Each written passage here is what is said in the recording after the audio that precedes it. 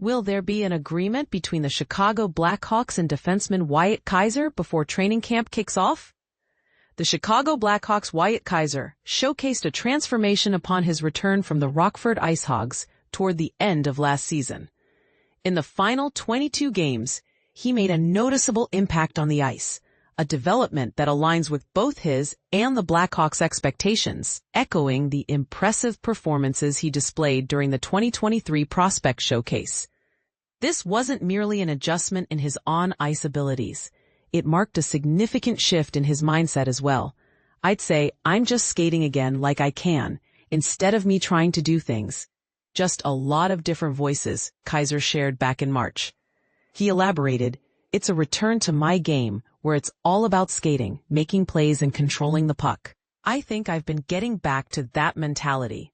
It's all about making sure I skate to play. Sometimes it's as straightforward as beating an opponent, and at other times, it's about making the simplest play. But the key is always skating, moving, and playing at a fast pace." So, what significance do those 22 games hold in the broader context? Kaiser's revitalized performance came at a pivotal moment as he was approaching restricted free agency this offseason. However, it also painted a mixed picture of his initial 2 full seasons as a professional. Will Kaiser maintain this upward trajectory in his performance, or could he slip back into inconsistency? He demonstrated dominance for stretches last season, but the Blackhawks had to send him to Rockford on 2 separate occasions.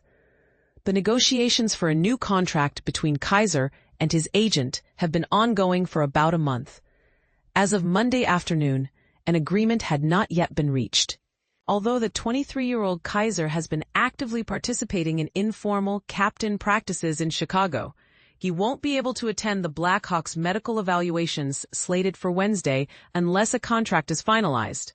One major reason for the delay in Kaiser's contract is his lack of arbitration eligibility upon entering restricted free agency.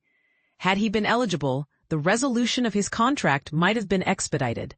Instead, this lack of eligibility has given both sides greater freedom in negotiations, though flexibility alone doesn't guarantee a successful agreement. The Blackhawks have a favorable view of Kaiser and see him as a potential top 4 defenseman within their youthful defensive lineup. His two-way playing style sets him apart from many of his peers. However, they would like to observe him maintain a consistent performance at this level for another season. If he proves capable of doing so, they would be more than willing to compensate him fairly in the next contract. With numerous young defensemen on the horizon, the Blackhawks are cautious about the players they choose to commit to long-term. And while Kaiser shows promise, he might not yet be a guaranteed investment. From Kaiser's perspective, those late-season games signal a positive trajectory, indicating that he gained insight into the NHL and his playing style during those crucial months, and he intends to leverage that knowledge moving forward. When considering the impact he had while playing alongside Artyom Levshunov, as well as his ice time, which included scoring 3 goals and providing 2 assists in those 22 games, Kaiser's future upside appears to be significant. It is believed that the Blackhawks are proposing a salary increase from Kaiser's entry-level contract, which had a cap hit of $916,667.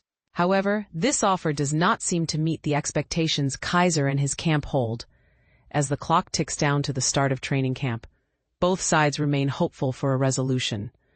Neither the Blackhawks nor Kaiser wants him to miss any part of the training camp, as both parties are excited about the prospect of him having a stellar season, commencing on the first day of practice this Thursday.